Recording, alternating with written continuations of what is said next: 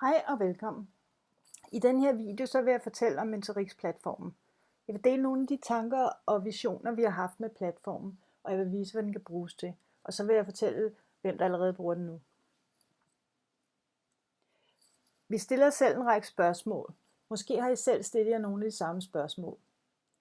Hvordan kan vi dele generel information? Information, som mange skal have, for eksempel, som man giver om og om igen, fordi det er vigtigt, at alle forstår det, men som også tager tid at gøre og ligesom dele ud.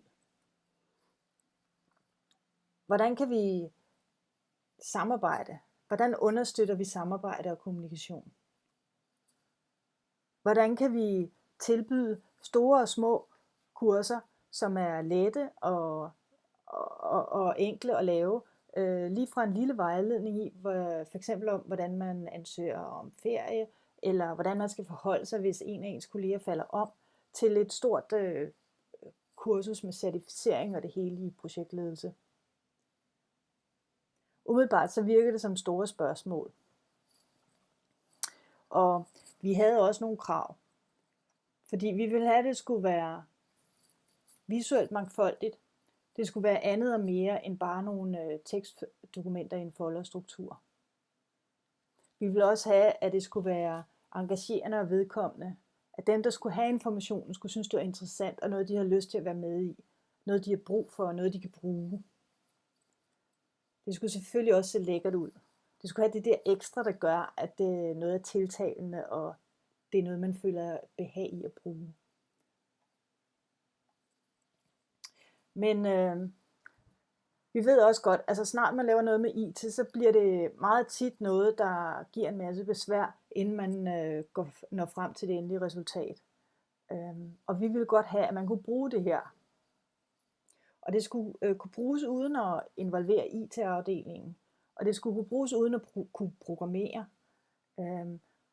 Og det skulle også kunne bruges uden at man skulle betale designere for at få det til at se pænt ud. Eller man skulle hyre et filmhold til at lave videoer for eksempel. Altså det kan man godt, hvis man synes, det giver værdi.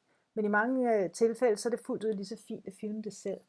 Nogle gange giver det ligefrem mere nærværenhed og virker mere vedkommende. Man skulle også kunne bruge det uden at smide penge efter et webbureau hver eneste gang, man skal have noget lagt på. Og uden at små formidlingsopgaver bliver til sådan nogle store projekter. Og uden at bruge alt for mange penge. Og frem for alt, så skulle man kunne bruge det uden at blive frustreret. Det skulle være så let og billigt at anvende, at tingene bliver gjort, og alle kan gøre det. Så vi havde en idé.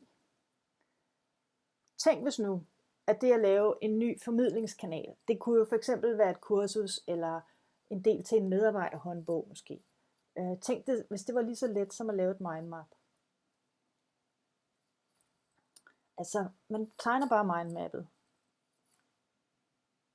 Jeg laver her en vejledning i, hvordan man skal forholde sig, når der bliver ansat en ny medarbejder. Og den slags kan jo involvere nogle forskellige afdelinger, måske noget HR og noget IT-afdeling og egen afdeling. Og her har jeg valgt så at strukturere det efter det. Man kan også strukturere det på mange andre måder, hvis man synes. Så skal der oprettes noget. Måske skal medarbejderne oprette sig noget lønsystem, så kan vi lave nogle vejledninger til det, hvordan HR skal ligesom gøre i den forbindelse. Og måske skal der også være noget oprettelse i noget medarbejdersystem, og så kan der ligge nogle vejledninger og tips og tricks til det. Måske er der andre ting, som HR skal tage sig af. IT-afdelingen skal måske finde en PC, og måske skal IT-afdelingen oprette en ny medarbejder i forskellige systemer, f.eks. det AD og tildele rettigheder og alle de her ting, og en masse andre ting. Måske skal de finde en telefon og sådan noget. Medarbejderens egen afdeling skal også et eller andet. Måske første dag kan det være, at der er en tradition for, at der står en buket blomster på bordet og noget morgenbrød måske. Og så videre. Alle de her ting, dem kan man lave procedurer for, og tips og tricks til, og så videre. Og det kan ligge inde i vores formidlingskanal her. ideen var så, at når man har lavet et mindmap, så transformerer det sig selv til et fuldt miljø med alle de værktøjer, der er behov for. Og helt klar til at lægge indhold i. Så det vil sige, alle undersider og så videre er genereret. Men det er klar til at lægge det indhold, der skal ligge i. Og indholdet, det er meget let at lægge i.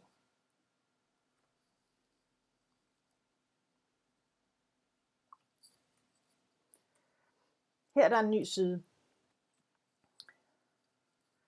I forvejen ligger der nogle forskellige ting på siden. Det er ment som inspiration, og ideen er, at man bare erstatter det, der ligger med sit eget, og fjerner det, man ikke har brug for.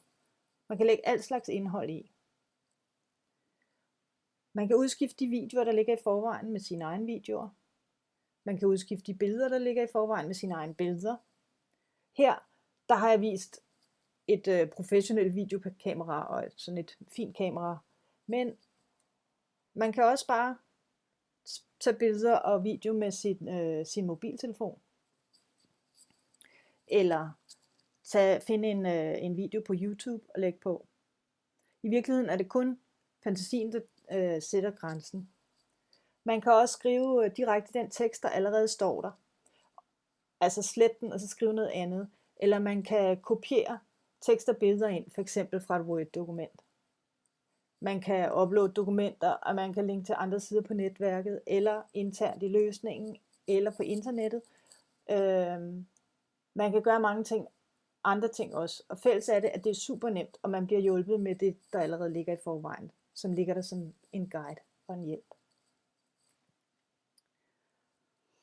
Når man har offentliggjort det, man har lavet, så kan det vises på alle platforme. Det vil sige telefoner og iPads og tablets og Mac og PC osv. Man kan begrænse adgang, hvis man vil det, og man kan også give mulighed for at tilgå det fra internettet. Man kan slå adgang til sociale medier til og fra. Der er en lang række af dem, der understøttes. Men det er helt frivilligt. Man behøver det ikke.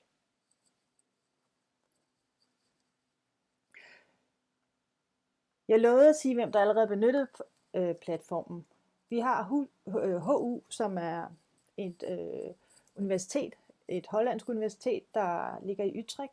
De har været med i en stor del af udviklingen. Og det vil sige, at de er garant for især letheden i anvendelsen. Altså lærerne er jo ikke IT-eksperter. De er eksperter i deres område. Og de laver undervisning på platformen. Der er 4.000 studerende på nu, men vi skal op på 30.000 her inden for den nærmeste fremtid. DTU bruger platformen til noget af deres blended learning i uddannelsen af ingeniører. Så har University College Sjælland standardplatformen. De er i gang med at udvikle noget undervisning blandt andet til sygeplejersker. Vi har et samarbejde med Erhvervsakademi Sjælland, KCA, der er et universitet, der ligger i Kenya, i Nairobi, og Danida. Samarbejdet går på at lave en diploma in leadership. Det skal i luften i efteråret, og lige nu er de nede på universitetet i Kenya i fuld gang med at lægge indhold. Og det er både lærere fra Kenya og i Danmark. Fra Kenya og så til lidt koldere himmelstrøg, kan man sige. Så har vi Arctic Winter Games på Grønland, som bruger hele vores platform til hjemmesiden med forskellige info, både udadtil og vidensdeling internt. Her ligger der information både til deltagere og til hjælper, og der er kurser i f.eks. førstehjælp og sådan noget. Så der integrerer det også til et system, der håndterer alt omkring resultater osv. Arctic Winter Games skal først løbe af stablen i 2016, men hjemmesiden er op, og en del af funktionaliteten er allerede kørende til hjælper osv. Så har vi Nordcon. De laver kurser om jura. Og så har vi Sysmex, der er en større virksomhed, der fremstiller medicinaludstyr. De bruger vores platform til vidensdeling om deres udstyr, ny viden, manualer, info om opdateringer, og så undervisning i anvendelse af udstyret. Jeg vil godt sige tak, fordi jeg måtte dele vores tanker og visioner med vores platform. Jeg håber, det har været tydeligt, hvor let det er at bruge den, og jeg håber også, at det har givet anledning til nogle idéer hos jer måske, om hvor den kan bruges. I er meget velkommen til at kontakte os, ringe eller mail, hvis der er nogle spørgsmål.